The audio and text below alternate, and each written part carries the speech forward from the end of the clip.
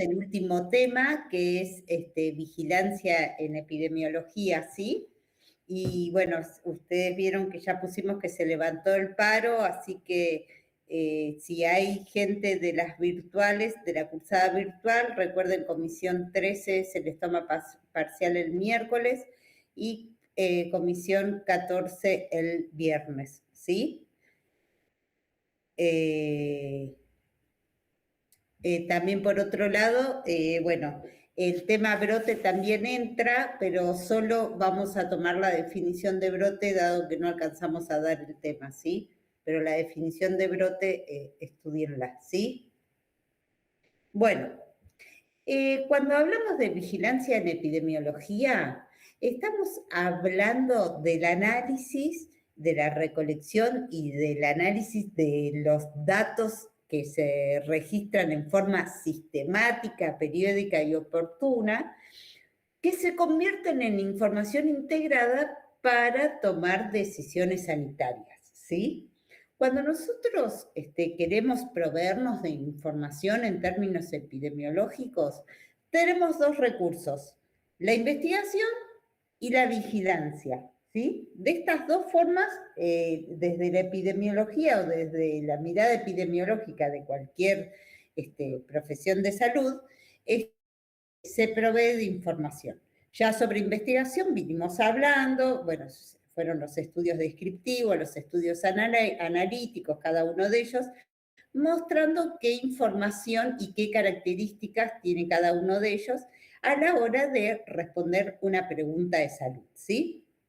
La otra forma es a través de la vigilancia. Para ello vamos a ver un primer cuadro que lo tienen en el manual, lo tienen en el material teórico de esta unidad, y de la unidad 4, y que es el cuadro que muestra la diferencia entre la vigilancia y la investigación. Vemos que hay diferentes características que las señalan claramente como dos modos muy diferentes de obtener información. Una de ellas es el tiempo de recolección de datos. Mientras que la vigilancia, el tiempo de recolección de datos es de forma continua, en la investigación es de forma limitada. ¿Qué quiere decir esto? Que la vigilancia es una acción permanente, ¿sí? Que se tiene, es una estrategia, una acción que se tiene para ir notificando los casos y a partir de la notificación de casos ir monitoreando cómo se comportan los eventos. Por ejemplo, para que lo puedan comprender mejor. Vamos a hacer de cuenta que estamos en un centro de salud, bueno, no sé, somos kinesiólogos y atendemos un caso de, no sé, de accidentes viales, ¿sí? Bueno, nosotros a partir de la atención de este caso como accidentes viales es un evento que se encuentra dentro de los grupos de notificación obligatoria, yo, una vez que atiendo este caso, debo notificarlo, ¿sí? Se notifica en un sistema, que es el Sistema de Salud, de Información y Salud en la Argentina, que se conoce como SISA, ¿sí? Y es una notificación que comienza a viajar por diferentes niveles, ¿sí? O sea, en el nivel local yo registro el caso de lo que atiendo. De notificaciones obligatorias, imagínense que hay casi 200 eventos que son de notificación obligatoria. Así que trasladen esto que estoy diciendo a que les llegan casos permanentemente de distintas cosas, ¿sí? A un centro de salud. Bueno, una vez que yo ingrese al caso, lo notifico, esa notificación se empieza a ver en diferentes niveles, ¿sí? Entonces, como cada caso que se va notificando, cada caso que se va atendiendo se va notificando, decimos que en la vigilancia el tiempo de recolección de datos es continuo, o sea, es permanente porque es la vida misma de los centros de salud, de los hospitales, cuando van atendiendo, ¿sí? De forma permanente se van cargando casos. En cambio, en la investigación, el tiempo de recolección de datos es limitado. ¿Por qué? Porque ahí se va a recolectar los datos solo el tiempo que dure la investigación, ¿sí? Por ejemplo, si yo quiero saber, voy a estar haciendo una investigación de varicela y estoy investigando sobre la varicela en el último trimestre del 2025. El tiempo de recolección de datos va a ser el último trimestre del 2025, ¿sí? Otra característica es el método de recolección de datos. En la vigilancia decimos que el método es rutinario y con muchos participantes. Justamente por esto que les señalo, que ustedes, por ejemplo, en el nivel local atienden a una persona, se notifica la sospecha del evento que consultó esa persona.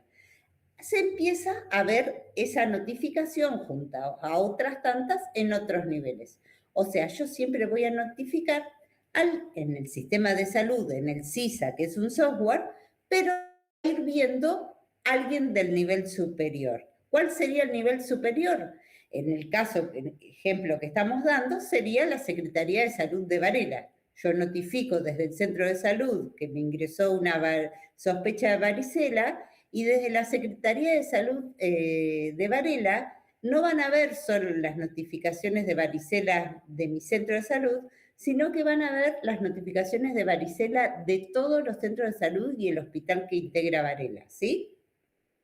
A su vez, Profe, sí, ¿me puedo hacer una consulta? sí, O sea que cuando nosotros vamos recolectando así los datos, mientras tenemos las investigaciones del informe, los datos, que es investigación, ¿eso lo vamos subiendo al sitio de notificación, el no, CISA o no, no? no, no, no, no, no, no. La investigación es una acción en la epidemiología y la vigilancia es otra. Cuando yo hablo de notificación es desde la vigilancia. Lo de investigación corre por otras aguas. Te lo vinculaba porque te cuento que la epidemiología se sirve de la información de salud que le da la investigación y que le da la vigilancia. Que desde la vigilancia yo atiendo el caso, lo notifico en el sistema y esto se empieza a ver reflejado en diferentes niveles, ¿sí? Entonces las notificaciones que nosotros que tienen que subir, que son obligatorias, se suben al CISA nomás. Claro, claro, Ah, precisa, listo, listo. sí. Entonces, yo siguiendo el ejemplo, Secretaría de Salud de Varela, ingresa un caso de varicela, lo notifico en el CISA, Centro de Salud de Varela ingresa un caso de varicela, lo notifico en el CISA, lo atiendo, lo notifico en el CISA, lo ve la Secretaría de Salud, que ve todos los centros de salud de Varela y del hospital que cargan las varicelas, ¿sí? A su vez, en simultáneo a esto, lo va a ver también la región sanitaria sexta, ¿sí? Que es la que integra Varela. Ustedes saben que la provincia de Buenos Aires está dividida en 12 regiones sanitarias. Florencio Varela está dentro de la región sanitaria 6, junto a Berazategui, Quilmes, Avellaneda, Lanús, Ezeiza, Esteban Echeverría, Lomas de Zamora, ¿sí? Entonces, una vez que este caso lo vio la Secretaría de Salud, también desde el nivel de la región sanitaria 6 van a ver las varicelas de todos estos municipios que le nombré y si quieren ir mirando al detalle van a ver sobre cada municipio de qué centro de salud o hospital vino.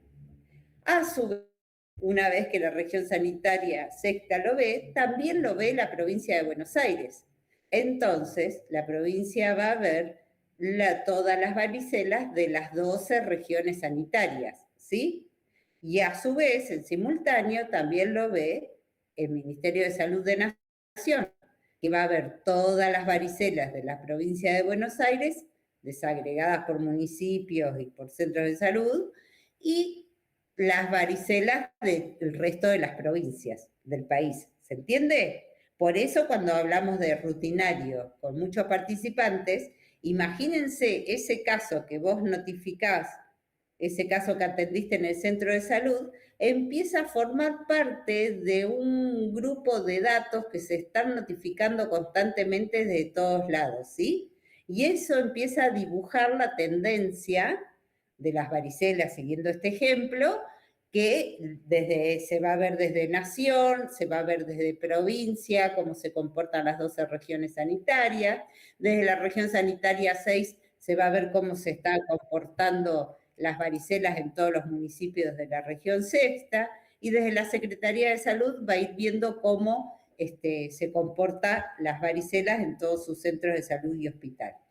En función de esto va a detectar si hay brotes, cómo se va a dar la situación, y va a permitir la acción inmediata para reducir daños o reducir más casos. ¿Se entiende? Entonces, eso es, cuando hablamos de rutinario con muchos participantes, tienen que pensar en esto que les digo, en todos los niveles, todo lo que está involucrado, ¿sí? En cambio, la investigación, el método de recolección de datos, está diseñado solo para las personas que integran la investigación, o sea, son pocos participantes. En cuanto a la cantidad de datos, decimos que en la vigilancia la cantidad de datos es mínima, mientras que la investigación es detallada. ¿Por qué es esto? Porque justamente, como la vigilancia necesita la información de modo oportuno, o sea, llegar a tiempo, suficientemente a tiempo como para poder frenar posibles diseminaciones de más casos, ¿sí? Necesita datos mínimos para que el sistema no se atasque, sea ágil, ¿sí? Y vayan pudiéndose notificar, no haya retraso en la notificación, así está la certeza que cuando se va monitoreando la cantidad de casos, se está pensando en la cantidad real y no en que hay estos casos y podría haber muchos más, nada más que está habiendo retraso en la notificación, ¿sí? De hecho, en todo análisis epidemiológico se especula siempre con 15 días de retraso de notificación, no más que eso, ¿sí? Bueno, y por eso en la investigación los datos requeridos por cada caso son detallados porque es algo que tiene que ver con una cuestión más acotada y más profunda en cuanto a lo que se está investigando, y no es un sistema general y tan masivo, ¿sí? La investigación es algo acotado que yo hago desde mi lugar de trabajo, en esta área y en este periodo de tiempo limitado. Todo es acotado en la investigación. Para que más o menos puedan pensarlo, a mí me gusta comparar como que la vigilancia sería, ¿vieron como las luces en las cárceles que están girando así, como viendo, controlando de que no se escape ningún preso? Eso sería la vigilancia, un monitoreo así constante por encima, ¿sí? Y la investigación sería como si fuese un pico de estos que perfora buscando petróleo que va hacia la profundidad, ¿sí? Eso sería lo que graficaría las diferencias, para que lo puedan pensar metafóricamente. Bueno, la difusión de la información en la vigilancia es de forma continua y permanente, por esto que les digo, que constantemente estás enviando información cada vez que estás notificando un caso, ¿sí? En cambio, en la investigación, la información se da al final, en el momento de las conclusiones de la investigación, ¿sí? Y que ahí se difunde el resultado obtenido de la investigación. ¿Está? Muy bien. Entonces, volviendo a la definición de epidemiología, de vigilancia, perdón, que decimos, que es la recolección y análisis de los datos registrados en forma sistemática, periódica y oportuna, vamos a detenernos ahora en pensar qué es esto de lo sistemático. Y para eso vamos a tener que hablar de una ley de regulación y con un decreto y una resolución que declara la obligatoriedad de la notificación de un grupo de eventos. Esta ley surge a partir de 1960 y a partir de ahí se sistematiza a través de un manual de normas y procedimientos donde se suben el grupo de eventos que deben notificarse obligatoriamente y se dice de qué modo se debe notificar cada evento, ¿sí? Esto, lo importante de lo sistemático es porque justamente se requiere para monitorear el comportamiento sanitario de un país que haya un único criterio, ¿sí?, que defina la forma de notificar de cada una de las enfermedades. Es decir, yo tengo que llamar tos convulsa al mismo grupo de síntomas tanto en La Quiaca como en Tierra del Fuego, ¿se entiende? Le tenemos que llamar a lo mismo, no puede estar sujeto a apreciaciones personales. Por eso van a ver en el manual de normas y procedimientos que yo les diría y los invito vehementemente a que miren al menos un evento, porque todo esto que yo estoy hablando se les va a hacer mucho más claro cuando lean un evento y entiendan de qué va la vigilancia, ¿sí? Leen cualquier evento, el que sea de interés de ustedes, y vean cómo se vigila, cuáles medidas de control se toman, cómo se notifica, todo son cosas y cómo se define la enfermedad. Son las cosas que van a sistematizar el modo de vigilar un evento, ¿sí? Cuando lo lean van a ver que, por ejemplo, en la notificación dice si va a ser de forma inmediata, diaria o semanal. Esto va a depender del tipo de la característica de la enfermedad. Hay eventos que necesitan ser notificados inmediatamente porque las acciones que hay que tomar sobre el tipo de esa enfermedad, digamos, urge el tiempo, ¿sí? Por ejemplo, en enfermedades muy contagiosas, donde es importante enterarme oportunamente para reducir la cantidad de contagios, ¿sí? Pero hay otros eventos que no tienen que ver con contagiosidades, por ejemplo, accidentes viales, que no es necesario que se notifiquen de forma diaria, se pueden notificar de forma semanal, ¿sí? Por otro lado, otra forma de clasificar la notificación es si se hace en forma individual o agrupada. También esto responde a las características del evento, ¿sí? Si necesita conocerse el nombre y el apellido y los datos individuales, o si se notifica en un grupo sin nombre y apellido. Por ejemplo, las diarreas se notifican de forma agrupada y se notifica el número, ¿sí?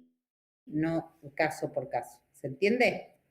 En esto de que les digo que cuando lean un caso y van a encontrar todo el apartado de todas estas cuestiones, de cómo se caracteriza la enfermedad, cómo se notifica, hay otra cosa que dice que es cómo se define el caso. La definición de caso es sospechoso, probable o confirmado. ¿Qué es un caso sospechoso? Sospechoso es cuando solo tengo la clínica, ¿sí? Por ejemplo, si estoy hablando de dengue, digo fiebre de más de 38 grados, dolor retroocular, dolor mialgias, dolor corporal y rash cutáneo, ¿sí? Esos son los síntomas clínicos. Un caso es sospechoso cuando tengo los síntomas clínicos y así lo notifico. Un caso es probable cuando en eventos que para su confirmación tienen 2 pruebas de laboratorio, tengo solo la primera confirmada. Entonces, va a ser probable si tengo la sospecha y la primera prueba de laboratorio me dio confirmado. Y va a ser confirmado si me dio la sospecha y las 2 pruebas de laboratorio me dieron positivo. Eso va a ser un caso confirmado.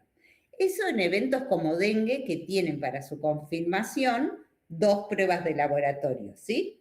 Entonces, en casos como dengue sí voy a tener lo que es sospechoso, probable y confirmado. Pero hay eventos que no responden a 2 pruebas de laboratorio, responden a una. Entonces voy a tener sospechoso cuando es la clínica y confirmado cuando esa prueba de laboratorio lo confirma. Hay eventos que se confirman, no sé, una fractura no es por laboratorio, sino por imágenes, o sea que la confirmación va a ser con las imágenes.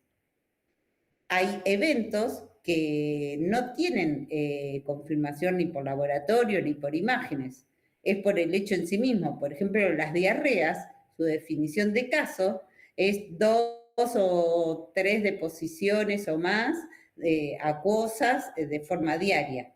Entonces, la diarrea va a ser siempre confirmada, ni siquiera sospechosa, ¿sí? Después lo que se confirma es qué tipo de bacteria era, pero se confirma con la simple clínica, ¿se entiende? Y hay una cuarta forma de definir que es confirmación por nexo epidemiológico. Y esto lo llevo a pensar en la época de coronavirus, que se lo van a asociar con mayor facilidad. Se confirma, esto se usa generalmente en pandemias, en brotes grandes, cuando el laboratorio se empieza a colapsar, ¿sí? Y empieza a interferir en la oportunidad del dato, o sea, empieza a retrasarse y mis decisiones están tomadas con datos parciales porque faltan un montón de confirmación del laboratorio, porque eventos que se confirmaban en 2 días vienen con una demora de una semana de laboratorio, entonces empieza a perjudicar la mirada epidemiológica. Y ahí es cuando se abre lo que se conoce confirmación por nexo epidemiológico, que sería, por ejemplo, yo voy a tomar mate a la casa de unas de ustedes, no sé, Lorena, estoy viendo a Lorena y Germina. Voy a tomar mate a lo de Lorena, bueno, nada, pasamos la tarde, genial, qué sé yo. Lorena a los 2 días me llama y me dice, estoy hecha bolsa, me duele todo el cuerpo, no sé qué, ahora a la tarde voy al médico.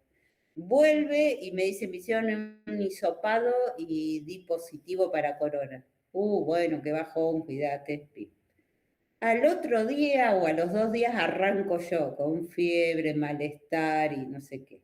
Cuando yo voy al médico, el médico me dice, escúchame, ¿estuviste con alguien que en el plazo de 3 días para atrás, que es el periodo de incubación, ¿sí? Por eso no es si alguna vez estuviste con alguien, sino tiene que ser en un periodo que haya estado, que estés en el periodo ventana de la posibilidad de contagiarte. En el marco de 3 días para atrás, ¿estuviste con alguien que haya dado confirmado para coronavirus? Sí, con mi amiga Lorena. Ok. Entonces, como yo tengo los síntomas y tengo a mi amiga Lorena que tiene el confirmado por laboratorio, a mí directamente no se me hace el laboratorio. Me confirman por nexo epidemiológico, ¿sí? ¿Se entiende? El silencio es que sí. Sí, sí, profe. Perfecto. Buenísimo. Profe, entonces el caso probable sería que cuando la persona tiene así ponele como dengue, como decía, así que da el ejemplo en el módulo. Dice, casos probables, aquellos que presentan una evidencia clínica más un indicativo de laboratorio no confirmado, como que tienen Claro, los tiene el síntomas, pero no positivo. tiene la confirmación de laboratorio. No, tiene el positivo de ese laboratorio, pero la característica de dengue es que tiene 2 pruebas de laboratorio. En dengue hay algo que se llama IgG y otra IgM, no me acuerdo cuál es primera. La primera prueba de laboratorio mide IgG, ponele, ¿sí? Que creo que es que te muestra si hay trazabilidad de dengue viejo, y la IgM es el actual. Entonces, vos tenés la clínica y le hiciste la IgG y dio positiva, ese caso es probable. Va a ser confirmado cuando la IgM, o sea, la segunda prueba de laboratorio, dé positiva. Ahí vas a tener la clínica, la primera y la segunda prueba de laboratorio positivas, entonces tu caso va a ser confirmado. Si tuvieses solo la clínica y la primer prueba de laboratorio, ahí es probable y estás esperando tener la segunda prueba de laboratorio. Si la segunda prueba de laboratorio es positiva, confirmado. Y si la segunda prueba de laboratorio es negativa, el caso pasa a ser descartado.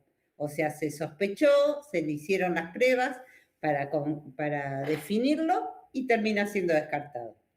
Lo que decía también que hay eventos que no tienen dos pruebas de laboratorio, tienen una sola, o ni siquiera tienen prueba de laboratorio, se confirma por imágenes, como por ejemplo las fracturas en los accidentes viales, la traumatología.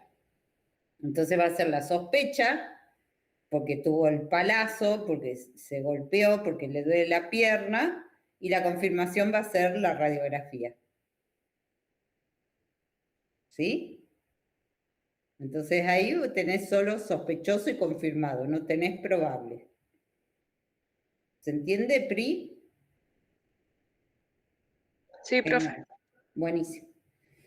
Bueno, y entonces, siguiendo en esta cuestión, les decía que esta reglamentación que dice que los eventos deben notificarse de forma obligatoria, que arranca en 1960, ¿sí? Generando el Manual de Normas y Procedimientos para sistematizar, para que hablemos todo cuando hablemos de un evento, todo el país hable exactamente de lo mismo, y ahí te dice, te marca las reglas del juego. ¿Tenés una persona que llega con estos síntomas? Bueno, lo tenés que notificar de esta forma, tenés que tomar estas medidas de prevención y de control, te dice todo cómo te tenés que manejar, ¿sí? Y te dice cómo se define el caso, que eso es muy importante en epidemiología, porque hay casos que dicen fiebre y dolor de cabeza y dolor muscular. Y otra definición puede decir fiebre y o dolor de cabeza. O sea que no es necesario que también esté como opción fiebre o dolor de cabeza. ¿Se entiende? Hay casos que te dicen, tenés que tener esto, más esto, más esto. Y otro caso que te dicen, esto o esto. Por eso la definición de caso es muy importante. Porque imagínense que, no sé, coqueluche, tos convulsa, que me acuerdo que la definición arranca con tos por más de 14 días. A mí me llega un nene con tos de 10 días, yo no lo tomo como caso sospechoso. ¿Se entiende? Tiene que cumplir la definición de caso tal cual. ¿Se entiende? Por más que yo ponga toda la lupa y me la esté jugando que esto va a ser una tos convulsa, ¿sí? Pero va a ser caso sospechoso cuando se ajuste a la definición de caso que cada evento tiene, ¿sí? Después, ahí hay otro cuadro de criterios e indicadores que te indica qué criterios son los que se emplean para decir, bueno, esto va a ser un evento que integra el Manual de Normas y Procedimientos de Notificación Obligatoria, y te dice que tiene que cumplir al menos uno. Por ejemplo, la magnitud del problema de salud, que lo podés medir por el número de personas afectadas.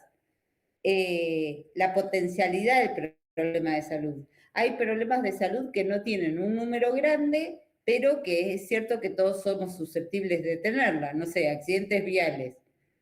Puede ser un número chico, pero la posibilidad de accidentarnos la tenemos todos, ¿sí?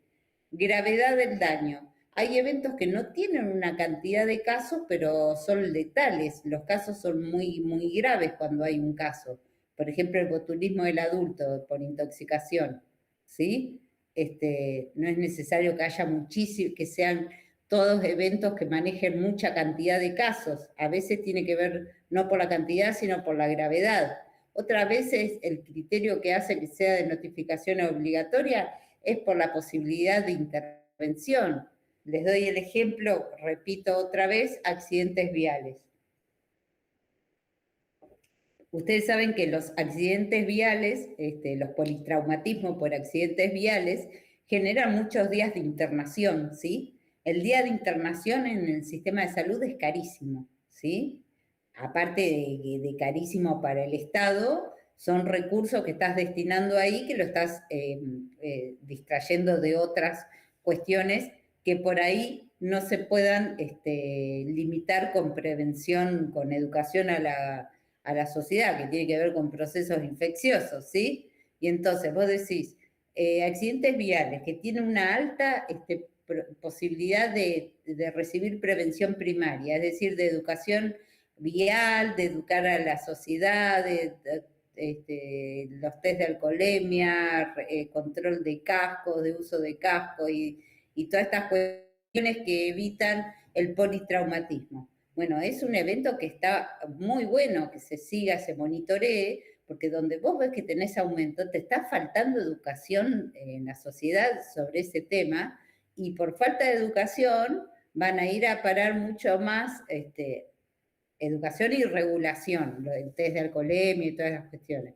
Y van a ir a parar mucho más accidentados y generando un costo sanitario innecesario que lo voy a sacar de la unidad de terapia intensiva, por ejemplo, que no, por ahí voy a tener que cerrar camas porque no puedo atender por falta de insumos. ¿Se entiende? La importancia del sistema como lo económico, no por un interés mezquino, sino por una cuestión de gestionar bien sus recursos, ¿sí? Bueno, y después por último, fíjense también en el proceso de notificación, es importante decir, pensar en quién notifica, que la notificación lo hace todo médico y todo trabajador de salud que toma el caso, ¿sí? ¿Qué se notifica? La sospecha. Es importante esto, que se notifica la sospecha, ¿sí? No espero a la confirmación. La sospecha se confirma, se notifica y después, en tal caso, cuando tengo la confirmación, le cambio el estado. Pero ante la sospecha se notifica ¿para qué? Para llegar de forma oportuna, ¿sí? ¿A quién se notifica? Siempre a la autoridad sanitaria superior. Por esto que les decía, yo en el centro de salud notifico, lo ve la Secretaría de Salud, después Región Sanitaria 6, siempre es hacia arriba que se va mostrando, ¿sí? Y bueno, y también saber que el sistema de inmunizaciones, o sea, todo lo que es los planes vacunales, también tiene vigilancia de cobertura de vacunación, que es tan importante y que saben que ha caído un montón la cobertura de vacunación después de la pandemia, y a partir de ahí se están desarrollando estrategias porque cayeron a niveles que hacía años no se veía así, de tanta caída. Y sepan también lo que es el CISA, que es el sistema donde nosotros notificamos, ¿sí? No confundir la vigilancia igual a CISA, porque CISA es el sistema que se usa a nivel nacional, pero vos como trabajador de la salud podés tener un sistema de vigilancia local que diseñes para saber X tema, o en el centro de salud armar un sistema de vigilancia. O sea, la vigilancia es una acción sanitaria con perspectiva epidemiológica, ¿sí? Lo podemos ver, la que usamos todos y la que está a nivel nacional es el CISA, pero no es el CISA igual a vigilancia, sino la estrategia de monitorear, de recolectar y analizar la información y tomar decisiones a partir de esto, a eso se le llama vigilancia, ¿sí? ¿Está? Sí, profe. Bueno, entonces, para el parcial, en el material teórico, hagan hincapié en los dos cuadros, el que muestra las diferencias entre vigilancia e investigación y el que muestra el cuadro de los criterios que se usan para la notificación obligatoria. Sepan la regulación del sistema de notificación, y sepan la regulación legal, ¿sí? La ley, en qué año surgió, todo eso. Sepan los diferentes niveles y qué responsabilidades tiene cada nivel en la vigilancia, ¿sí?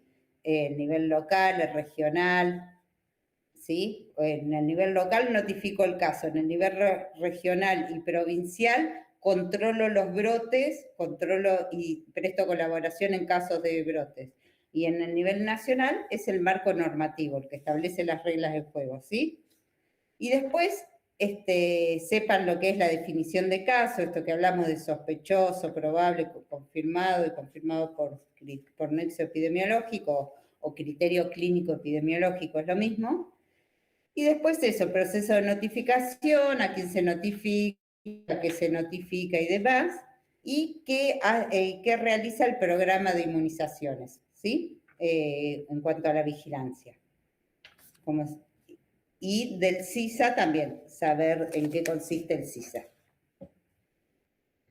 Con respecto a brote, les digo la definición de brote, que brote es el aumento de casos observados frente a los esperados en un tiempo y lugar determinado. Y también brote es la aparición de un caso, de un evento inusual, en un tiempo y lugar determinado. Es importante que pensemos cuando decimos la definición de brotes, nombrar las dos partes, el aumento de casos observados frente a lo esperado y también brote es la aparición inusual de un caso, de un evento que no se tenía. Por ejemplo, hay muchos eventos que un caso es un brote, por ejemplo, sarampión. ¿Y por qué es esto? Porque son eventos que no los tengo, que están en vías de eliminación en el país. Entonces, cuando ingresa un caso, tiene que ver con antecedentes de viaje. Entonces, es importante trabajarlo a rajatabla para que no se disemine, ¿sí? Y no empiece a ser un evento local, sino que siempre tenga que ver con que haya venido de afuera y no contagie y no se produzca contagio de persona a persona, sino de alguien que viajó a persona, pero no de persona a persona porque ahí se te empieza a desmadrar la cosa, ¿sí? Así que acuérdense la importancia de que hay determinados eventos que un caso es un brote. En cuanto a qué es lo observado y lo esperado, que así suena medio abstracto, no sé qué, observar sí, puedo pensar en, tengo 75 casos de varicela, pero ¿qué es lo que espero? Bueno, ese esperado, no se lo vamos a tomar, pero para que ustedes puedan interpretar mejor la definición, tiene que ver con el índice epidémico, que es un cálculo que divide los casos observados en ese periodo que estás analizando, vamos a suponer en el último trimestre del 2025, 78 casos de varicela. Y busco la mediana de los últimos 5 años, de ese trimestre, los últimos trimestres de cada año, ¿cuántos casos? Ponele en uno tuvo 48, en otro 62, en otro 53, en otro 47, en otro 38. ¿Se acuerdan cómo se sacaba la mediana? De menor a mayor ubico esos 5 valores, el del medio es la mediana. Entonces divido los casos que tengo observados, dividido la mediana, vamos a suponer que era 78 dividido 38. Hago esa división, si el valor me da entre 0,76 y 1,24, no estoy en brote. Si me da por encima de 1,24, estoy en brote, ¿sí? Eso es lo observado frente a lo esperado. Es el índice epidémico. Pero por ahora lo que queremos es que ustedes sepan que existe un fundamento de qué es lo esperado, pero que sepan la definición nomás, ¿sí? Sí, Pablo, decime. ¿Cuál era la definición de brote, profe? Que brote es el aumento de casos observados frente a los esperados en un tiempo y lugar determinado, y también brote es la aparición de un caso de una enfermedad inusual en un tiempo y lugar determinado.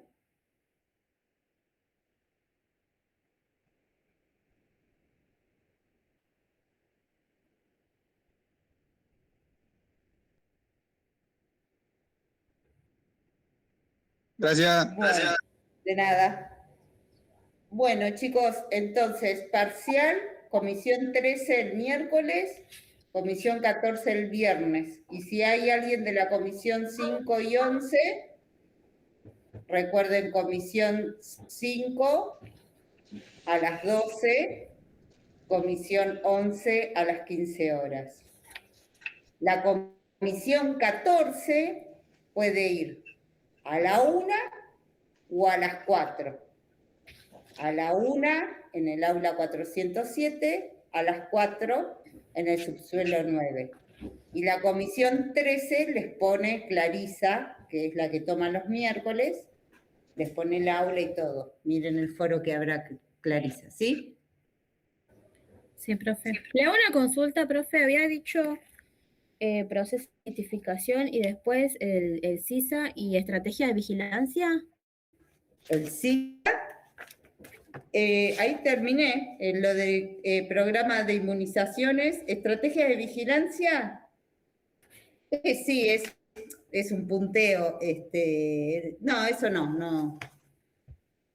Es simple, o sea, si querés léelo porque no te va a ocupar lugar y te va a dar más ideas, pero... Ah, bueno, listo. Sí. Bueno, profe, gracias. Bueno, nos vemos entonces la semana que viene. Se levantó el paro, así que se toma el parcial. Bueno, profe, gracias. Adiós. Bueno, profe, hasta luego. Chao. Chao, profe. Adiós.